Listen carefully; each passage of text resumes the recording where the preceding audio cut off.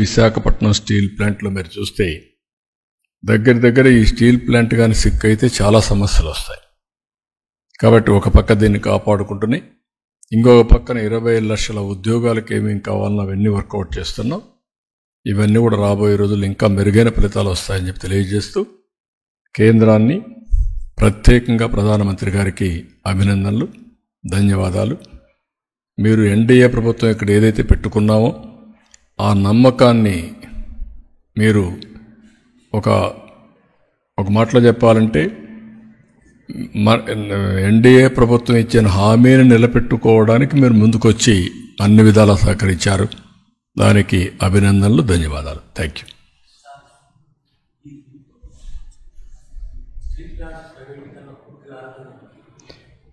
Steel plant ప్రైవేటీకరణ సమస్య రాదు. ఇప్పుడు రివైవల్ ప్యాకేజ్ ఇచ్చినాక మనం చేయాల్సిన పని, దీన్ని ఏదో ఇచ్చారు కాబట్టి మేము మా ఇష్ట ప్రకారం చేస్తామంటే ఎవరైనా సరే హెల్ప్ చేస్తారు. నేను అందుకే చాలాసార్లు చెప్తున్నాను, కేంద్రానికి చాలా రాష్ట్రాలు ఉన్నాయి. ఆంధ్రప్రదేశ్లో మనకు ఒకే స్టీల్ ప్లాంట్. మనం కూడా కష్టపడకుండా దీన్ని రివైవ్ చేయకుండా అడుకొక్కసారి మీరు చేయాలి అని చేస్తే ఇది taxpayers money.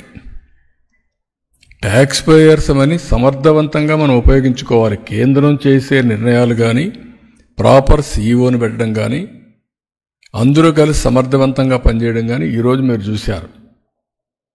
RCR Mittal 14 million metric టన్తో స్టీల్ ప్లాంట్ పెడతానంటున్నాడు. 1,50,000 నుంచి 1,70,000 కోట్ల రూపాయలు అవుతుంది. ఒక స్టీల్ సిటీయే కడతా ఉంటున్నాడు. ఇది ఎంత మొత్తం కలిసి 2 మిలియన్ 3 మిలియన్ అనుకుంటా. టోటల్ ఇన్స్టాల్డ్ కెపాసిటీ 7.3 మిలియన్ యూనిట్లు. ఇప్పటి వరకు 3నే రన్ అయ్యేది. ఇప్పుడు రెండు ఫర్నేసులు రన్ అవుతున్నాయి. మొన్న 1,600 కోట్లు ఇచ్చిన తర్వాత 2 ఫర్నేసులు, అంత మునుపు ఒకటి కూడా లేదనుకుంటా. కొన్ని రోజులు ఆగిపోయింది. షట్ డౌన్ చేసే పరిస్థితికి వచ్చినప్పుడు 2 చేసి అక్కడి నుంచి స్టార్ట్ చేశారు. ఆ 1,650 కోట్ల రూపాయలు ఇమీడియట్గా ఇచ్చారు. కాబట్టి మళ్ళీ ఐరన్ ఓర్ అప్పిప్పించారు. రాష్ట్ర ప్రభుత్వం కట్టవలసిన పవర్ ఛార్జెస్ కూడా మేము అడగకుండా వాయిదా వేసుకుంటూ వచ్చాం. నెలకు 80 కోట్ల రూపాయలు పవర్ ఛార్జెస్ అవుతాయి.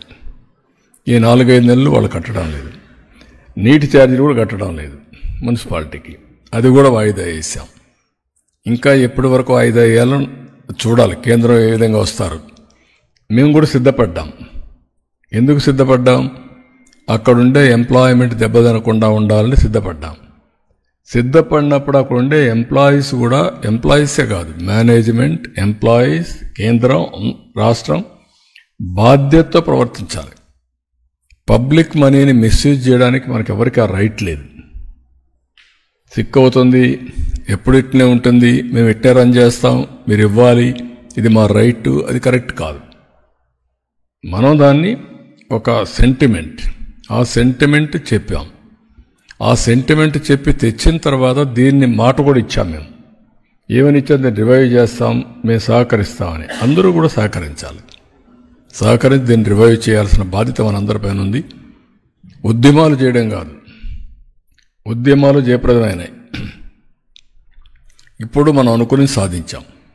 సాధించిన తర్వాత ఉద్యమ స్ఫూర్తితో పనిచేయాలి ప్రతి ఒక్కరు కూడా. ఒక్క ఎంప్లాయీస్ పనిచేస్తేనే సాధ్యం కాదు. మేనేజ్మెంట్ సరిగా లేదనుకోండి, ఉద్యోగస్తులు పనిచేసే లాభం ఏంటి? మిస్మేనేజ్మెంట్ ఉంటే. కాబట్టి ఇక్కడ పెట్టాల్సింది సమర్థవంతమైన మేనేజ్మెంట్ తీసుకురావాలి, నిర్వహణ సమర్థవంతంగా చేయాలి. దేశంలో ఇదేం కొత్త కాదు. 300 మిలియన్ మెట్రిక్ టన్నులు స్టీల్ ప్లాంట్స్ రావాలని చెప్పి ప్రధానమంత్రి గారు కోరుకుంటున్నారు. అలాంటప్పుడు ఇది 7.3. ఇది పక్కనే మనకు ఒక 14 మిలియన్ మెట్రిక్ టన్నులు స్టీల్ ప్లాంట్ వచ్చే పరిస్థితి వస్తుంది. ఇవన్నీ వచ్చినప్పుడు మీలో కూడా ఆ స్పిరిట్ రావాలి, ఆ స్ఫూర్తి రావాలి. That is where they have to work it out. All of us has to work as a team. అది టీమ్గా వర్క్ చేసి సాధిస్తాం.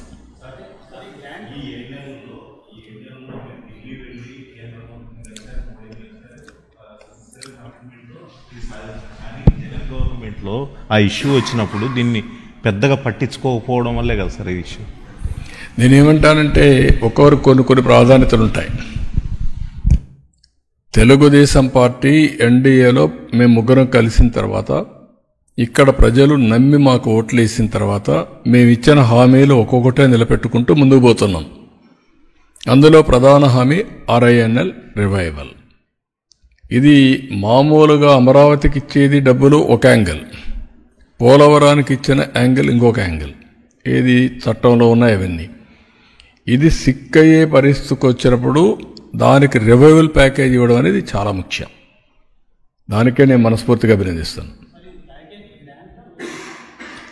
అవన్నీ అది ఈక్విటీగా అవన్నీ మీరు అక్కడే వచ్చింది. గ్రాంటా, లోనా, ఎవరిచ్చేది? Government of India factory.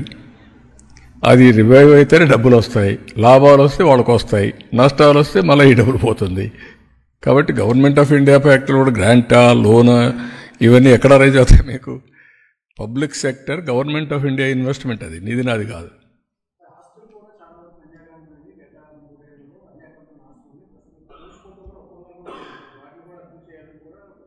ఏది కొరియన్ స్టీల్ కంపెనీ గురించి గతంలో న్యూస్ వచ్చింది. ఇప్పుడు అవన్నీ అయిపోయినాయి కదా. ఇప్పుడు ఈ ప్యాకేజ్ ఇచ్చినాక అవన్నీ ఏమున్నాయి? ఇంకా మనం అన్నిటికీ ఫార్మాలిటీస్కి పోయి లేనిపోయిన ప్రాబ్లమ్స్ తెచ్చుకోవడం కంటే ఇచ్చిన అవకాశాన్ని సద్వినియోగం చేసి నేర్చుకోవాలి. పాజిటివ్ థింకింగ్ నేర్చుకోవాలి. రేపు అందుకే స్వచ్ఛ భారత్ పెట్టాము మీ అందరికీ పెట్టింది. ముందు మైండ్ మార్చుకోమన్నా. మీ స్వచ్ఛత మైండ్లో నుంచి ప్రారంభం కావాలి. తర్వాత మీ బాడీలో నుంచి ప్రారంభం కావాలి. మీ ఇంట్లో నుంచి ప్రారంభం కావాలి. మీ పరిసరాల్లో చేయాలి. తర్వాత మీరు పనిచేసే ప్లేస్లో స్టార్ట్ కావాలి. అప్పుడే స్వచ్ఛత వస్తుంది. మన ఆలోచన బుర్రగానే చెడిపోయిందనుకో, ఎంచోపైన రంధ్రాలు ఎట్ట పెట్టాలని ఆలోచిస్తే రంధ్రాలే కనపడుస్తాయి. అది మానేయండి. ఇంకా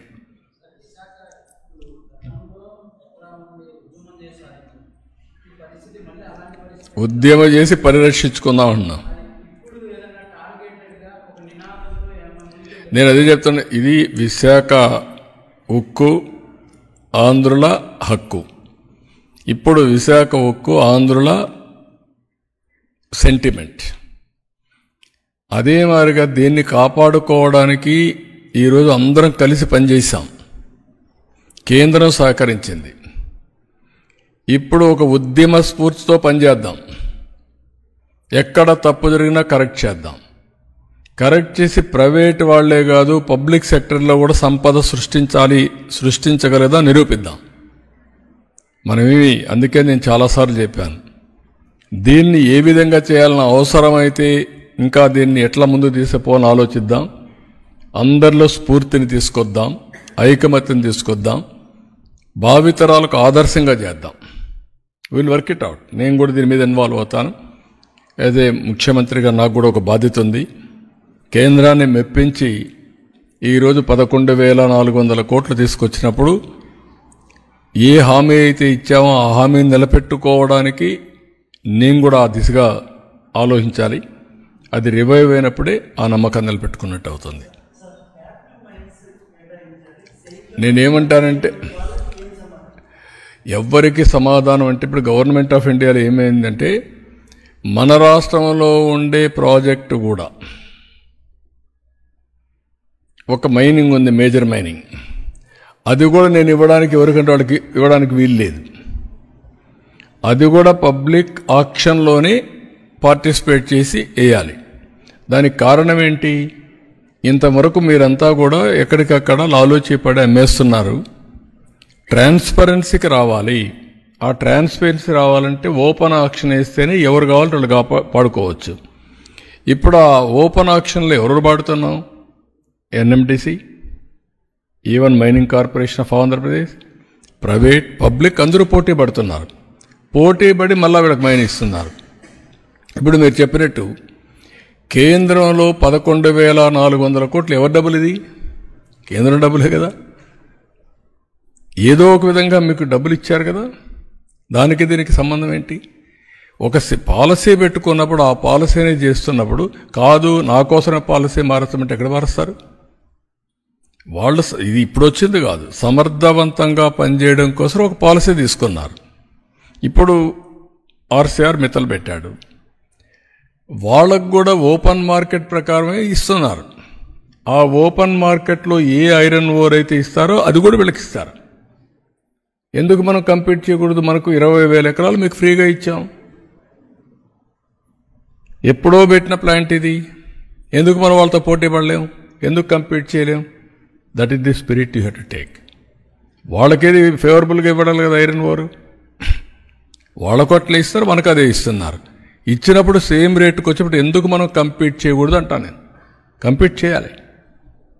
that is where I'm asking. Don't forget to like, subscribe and share the videos.